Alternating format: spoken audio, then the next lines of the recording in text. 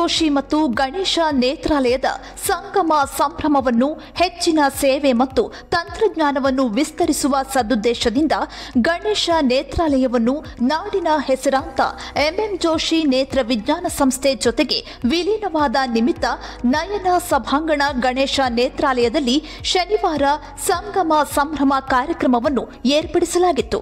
MM Joshi ನೇತ್ರ ವಿಜ್ಞಾನ ಸಂಸ್ಥೆ ಹುಬ್ಬಳ್ಳಿ ಇವರೊಂದಿಗೆ ಬಹಳ ವರ್ಷಗಳಿಂದ ನಮ್ಮ ಸಂಬಂಧವಿದೆ ಮತ್ತು ಯಾರೂ ಅನ್ಯತಾ ಭಾವಿಸಬಾರದು. ಯಾಕಂದ್ರೆ ಈ ಒಂದು ಸಂಸ್ಥೆ ಎಂಎಂ ಜೋಶಿ ನೇತ್ರ ವಿಜ್ಞಾನ ಸಂಸ್ಥೆ ಹುಬ್ಬಳ್ಳಿ ಇವರಿಗೆ ಹಸ್ತಾಂತರ ಮಾಡಿದ್ದಾರೆ ಅಂದ್ರೆ ಇಲ್ಲಿರುವ ಕಟ್ಟಡ, ಇಲ್ಲಿರುವ ಸಿಬ್ಬಂದಿ, ಡಾಕ್ಟರ್ಸ್ಗಳು ಎಲ್ಲರೂ ಇರ್ತಾರೆ.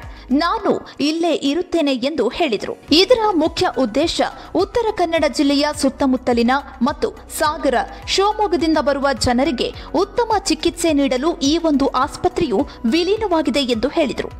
ನಂತರ ಮಾತನಾಡಿದ ಡಾಕ್ಟರ್ ಗುರುಪ್ರಸಾದ್ ಅವರು, ನಮ್ಮ ಸಂಸ್ಥೆಯು ಈಗಾಗಲೇ ವಿಶ್ವಮಟ್ಟದ ಚಿಕಿತ್ಸೆಯನ್ನು ಸಾರ್ವಜನಿಕರಿಗೆ ನೀಡುತ್ತಿದ್ದೇವೆ.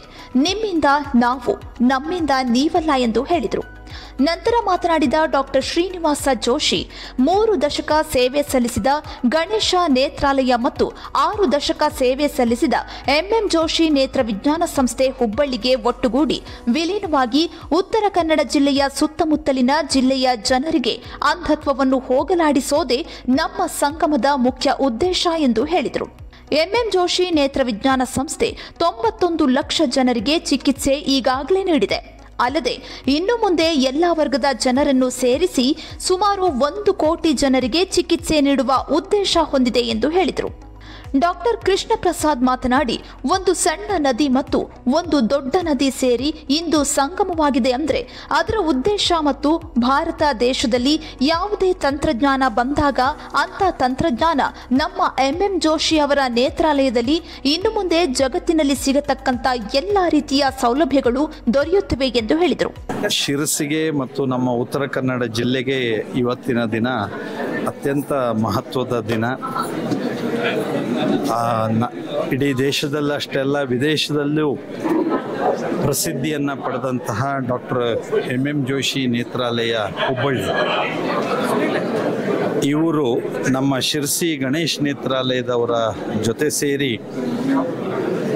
ಇನ್ನು ಮುಂದೆ ಕಾರ್ಯವನ್ನು ನಿರ್ವಹಿಸ್ತಾ ಇದ್ದಾರೆ, ಚಿಕಿತ್ಸೆಯನ್ನು ನೀಡೋರಿದ್ದಾರೆ. ಕಣ್ಣಿನ ದೃಷ್ಟಿಯಿಂದ ಕಳೆದ 60 ವರ್ಷದಲ್ಲಿ ಅನುಭವ ಇರುವಂಥ ಎಂಎಂ ಜೋಶಿ ಅವರು ಮತ್ತು ಡಾಕ್ಟರ್ ಶಿವರಾಮ್ ಅವರು ಕಳೆದ 30 ವರ್ಷದಿಂದ ಸೇವೆಯನ್ನು ಸಲ್ಲಿಸಿರುವಂಥವರು ಈಗ ಜೊತೆ ಸೇರಿ ನಮ್ಮೆಲ್ಲರ ದೃಷ್ಟಿಯನ್ನು, ಕಣ್ಣನ್ನು ಆರೈಕೆಗೆ ಬೇಕಾದಂತಹ ಎಲ್ಲ ರೀತಿಯ ಚಿಕಿತ್ಸೆಯನ್ನು ನೀಡೋದ್ರ ಜೊತೆಯಲ್ಲಿ ಮಾರ್ಗದರ್ಶನವನ್ನು ನೀಡೋದಕ್ಕೆ ಮುಂದಾಗಿರೋದು ಅತ್ಯಂತ ಸ್ವಾಗತಾರ್ಹ ಒಂದು ಸಂಗತಿ.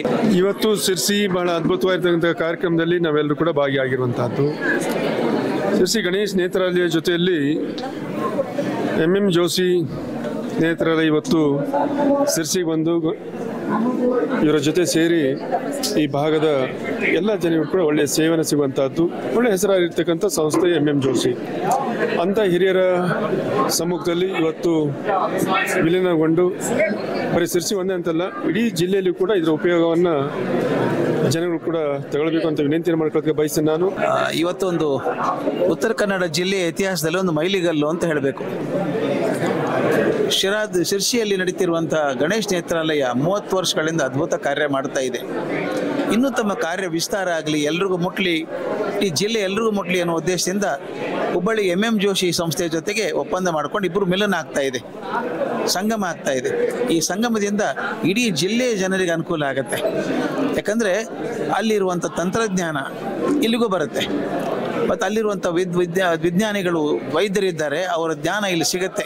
ಆದ್ದರಿಂದ ಇದೊಂದು ಬಹುದೊಡ್ಡ ಮೈಲಿಗಲ್ಲು. ಉತ್ತರ ಕನ್ನಡ ಅನೇಕ ಜನರಿಗೆ, ಅದರಲ್ಲೂ ಬಡ ಜನರಿಗೆ ತುಂಬ ಪ್ರಯೋಜನ ಆಗುವಂಥ ಕೆಲಸ, ಆ ಕೆಲಸ ಸಾರ್ಥಕ ಆಗ್ತದೆ ಅನ್ನೋ ನಂಬಿಕೆ ನನಗಿದೆ.